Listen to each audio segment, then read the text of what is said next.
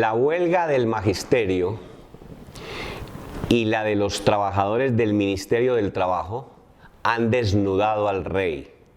Es decir, han dejado absolutamente claro que el decreto 160 del 2014 no le reconoce a los empleados públicos el derecho a la negociación colectiva tal como está consagrado ese derecho en los convenios de la OIT.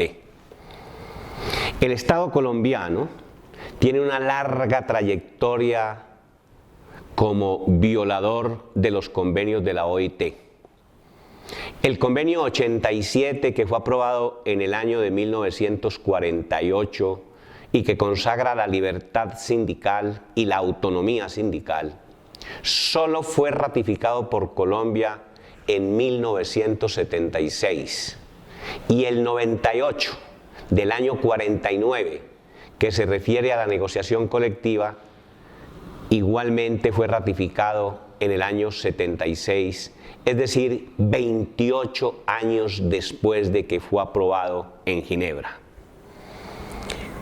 El convenio 151 del año 78, que regula la negociación colectiva para los empleados públicos, fue aprobado por el Congreso mediante la Ley 411 en 1997. Y el 154, que se refiere a la misma materia y que es del año 81, fue ratificado por la Ley 524 del año 99, es decir, casi 20 años después. El convenio 151 consagra el derecho a la negociación colectiva para los empleados públicos. En general, no hace grandes excepciones y por lo tanto tendrían que tener derecho a presentar pliegos de peticiones, negociarlos en arreglo directo y tener la posibilidad de ir a la huelga si no están comprometidos con servicios públicos esenciales o al tribunal de arbitramiento. Sin embargo, no es así. El decreto 160 del 2014 está concebido dentro de una de las teorías que se manejan en relación a el vínculo que tiene el empleado público con el Estado. En ese terreno hay dos teorías, una que se llama la teoría estatutaria, que dice que la relación entre el empleado público y el Estado es unilateral. Es subordinada, pero es unilateral, es decir, el Estado es el que impone las condiciones y el empleado público no puede discutir con el Estado sus condiciones de empleo ni sus condiciones salariales. Y la otra teoría es la teoría bilateral, que es la que se aplica para el sector privado y para los trabajadores oficiales, vinculados por contrato de trabajo, teoría en la cual sí se puede discutir las condiciones de trabajo, hay bilateralidad. En desarrollo de esta teoría, que es arbitraria, dictatorial, unilateral, es que se incluyeron los artículos 414 y 416 del Código Sustantivo del Trabajo, que le prohíben a los sindicatos de empleados públicos presentar pliego de peticiones, firmar convenciones colectivas y beneficiarse de las mismas. Desafortunadamente, la Corte Constitucional, en las sentencias sobre esta materia, ha sustentado sus posiciones sobre la teoría estatutaria. Cuando la Ley 411 del año 97, que ratificó el convenio 151, fue a control de constitucionalidad en la Corte expidió la sentencia C-377 del año 98. Y en esa sentencia la Corte Constitucional dijo que, primero, que la ley era constitucional, pero que era necesario distinguir lo siguiente: que los trabajadores oficiales tenían derecho a la negociación colectiva plena y los empleados públicos a una negociación colectiva no plena, es decir, podían hacerle peticiones al Estado, discutir con el Estado, pero si no se ponían de acuerdo, el gobierno, el Congreso, el presidente de la República, los consejos, los gobernadores y los alcaldes mantenían su potestad para modificar unilateralmente las condiciones de trabajo. Es decir, la Corte Constitucional, esta sentencia la expide en el marco de la teoría estatutaria. Lo mismo hizo la Corte cuando se demandaron esos artículos. Expidió la sentencia C-1234 del 2005 y mantuvo la misma posición. Y simplemente dijo que los memoriales respetuosos, que eran los que podía presentar el empleado público, no eran lo mismo que pliego de peticiones, y que los empleados públicos podían hacer peticiones al Estado, y conminó al Estado a que regulara esa materia. En este contexto de la teoría estatutaria y del derecho a la negociación no plena, es que se ha venido elaborando todo este proceso de reglamentación del derecho a la negociación colectiva de los empleados públicos. En ese contexto fue que Angelino Garzón, siendo ministro del gobierno del doctor Pastrana, presentó un decreto que nunca se aprobó. En ese mismo contexto es que el gobierno del doctor Álvaro Uribe Vélez, al final de su segundo periodo, expidió el decreto 535 del año 2009, en el que regula o aspira a regular la negociación colectiva de los empleados públicos, hablando de la concertación y partiendo de reglamentar los artículos 414 y 416, y no habla de negociación colectiva por ninguna parte.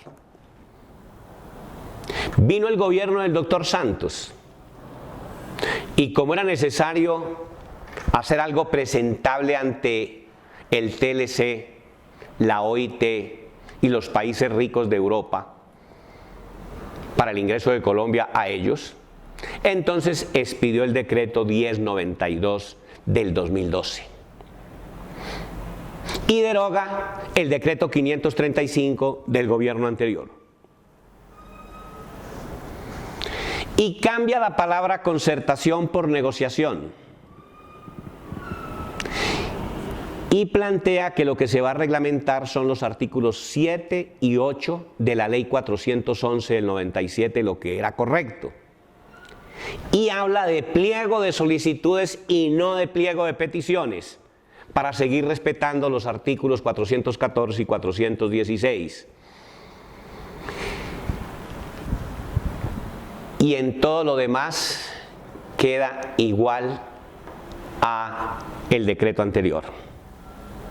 Como le quedaban faltando algunas cosas a ese decreto, entonces se concertó con las centrales obreras la expedición del decreto 160 del 2014 en el mes de febrero, unos meses antes de la reunión de Ginebra, para llevar todo cocinado a la reunión de Ginebra. Este decreto 160 se mueve dentro de la teoría estatutaria y dentro de la concepción de que el empleado público no puede tener derecho a la negociación colectiva plena. Por eso, puede presentar pliegos de solicitudes, no pliego de peticiones. Excluyen a los trabajadores no sindicalizados. De acuerdo con ese decreto, solo los trabajadores sindicalizados pueden presentar pliegos de peticiones. Establecen una etapa de arreglo directo, como para los particulares y para los trabajadores oficiales. Y crean la figura de la mediación.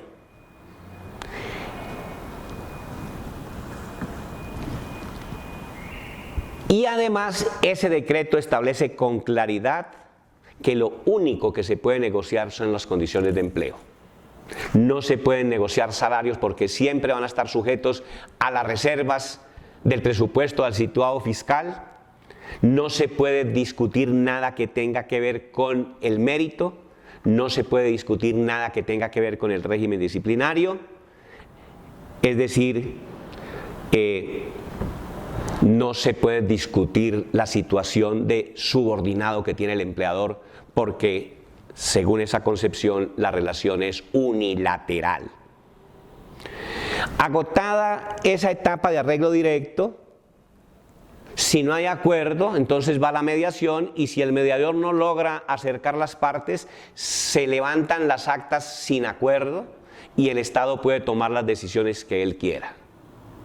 Si hay acuerdos parciales, entonces el Estado emite los actos administrativos de manera unilateral porque no se puede firmar convención colectiva.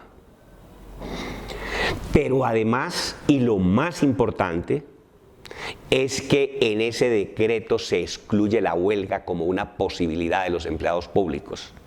Y resulta que la OIT, aunque no tiene convenios sobre la huelga, tiene recomendaciones del Comité de Libertad Sindical, en donde una parte muy importante de las actividades del Estado no son servicios públicos esenciales que si no se prestan, afectarían la vida, la salud y la seguridad de la población.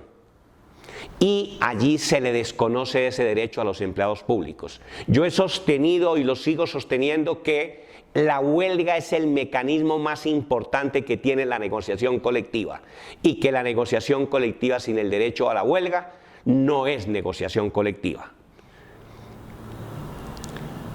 Y es tan retardatario el decreto 160 que excluye incluso la posibilidad del tribunal de arbitramiento.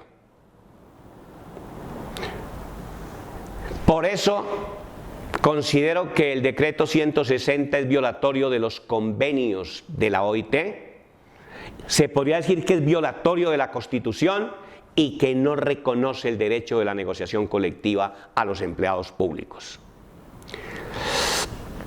Por eso la huelga de los maestros y la de los trabajadores del Ministerio del Trabajo han desnudado al rey. Es decir, ha quedado claro que ese decreto desconoce esos convenios y no reconoce el derecho a la negociación colectiva.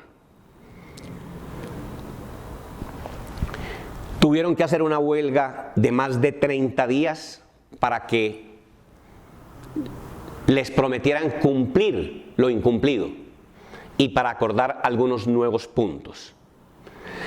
Yo creo que ha llegado el momento de que las centrales obreras, es decir, es mi opinión, la CUT, la CGT, la CTC, la CNT, el movimiento sindical estatal y todo el movimiento sindical exijan que ese decreto se derogue y que realmente se reglamente el derecho a la negociación colectiva de los empleados públicos de acuerdo con los convenios de la OIT y la Constitución Nacional. Es decir, que tengan el derecho a presentar pliego de peticiones, que tengan el derecho a discutirlo en las etapas de arreglo directo, que si no prestan servicios públicos esenciales en sentido estricto, tengan derecho a optar por la huelga o por el tribunal, y que tengan derecho al tribunal de arbitramiento y que puedan firmar convenciones colectivas y beneficiarse de ellas. Para mí, lo anterior sería la lección jurídico-sindical más importante que se desprende de la huelga del magisterio y de la huelga de los trabajadores del Ministerio del Trabajo. Muchas gracias.